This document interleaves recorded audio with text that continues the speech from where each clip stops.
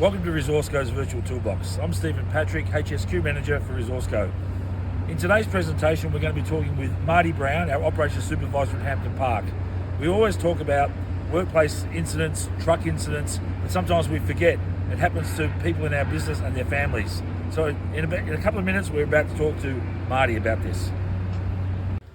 Marty's 20-year-old son, an apprentice carpenter, had been working long hours recently, day in, day out.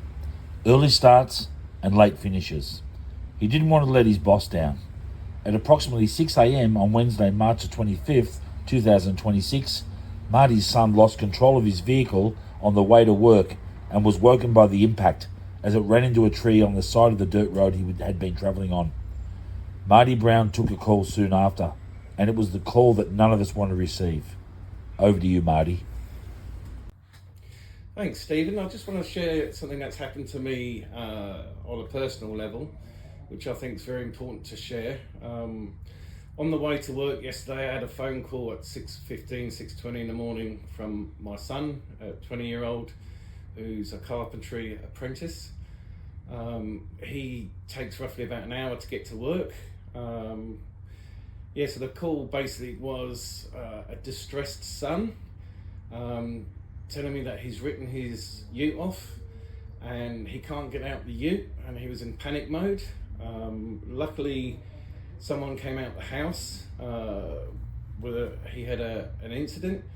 I spoke to the guy who said to me that your son was struggling in shock, and what he explained was my son had come off the road in his ute on the way to work and had hit a tree. He'd hit a tree in a way that it buckled his footwell, and his legs were trapped between the footwell and the seat. At this point of time, obviously, being dad, I'm gone into panic mode, found out the address, diverted to where the incident happened, which took me about 40 minutes from where I was. Obviously, everything's going through my head, motions, being stressed. So after a stressful drive to get to the scene, as I got round the bend of the road, there were the fire brigade there, the police. I went over to him, gave him a hug. So the story was he had fallen asleep at the wheel, he believes. He had an early start for work for the last week or so. He was on a gravel road, had been raining, and next thing he knew was basically he was waking up with a thud. His vehicle hit a ditch, the left side of the ute hit a tree, which then pushed him over to the right hand side.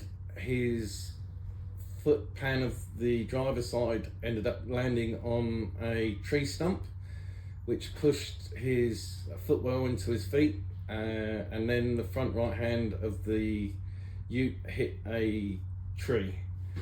So going back to his GPS, it was worked out that he'd had a basically head-on collision with the tree at just under 60 kilometers an hour.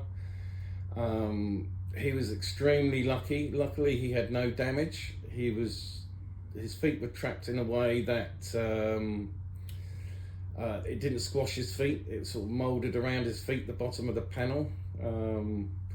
So to free him out the vehicle, the fire brigade had to basically cut or unbolt his driver's seat so he could slide backwards and get his feet out of the trapped footwell.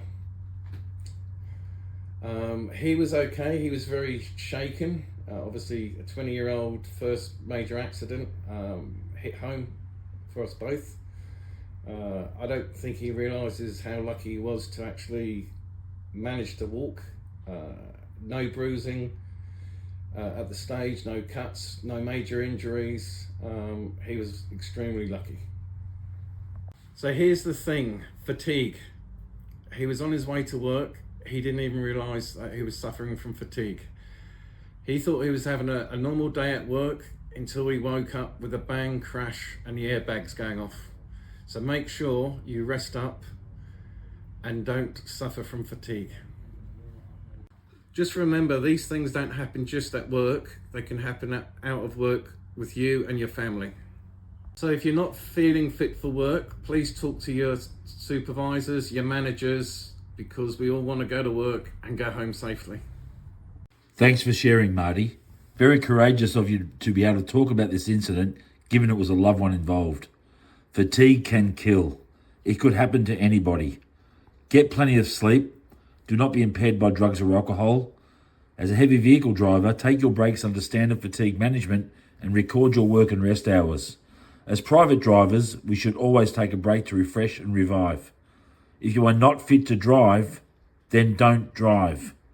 Reach out for help from family, friends, or your workmates. People rely on you. People love you.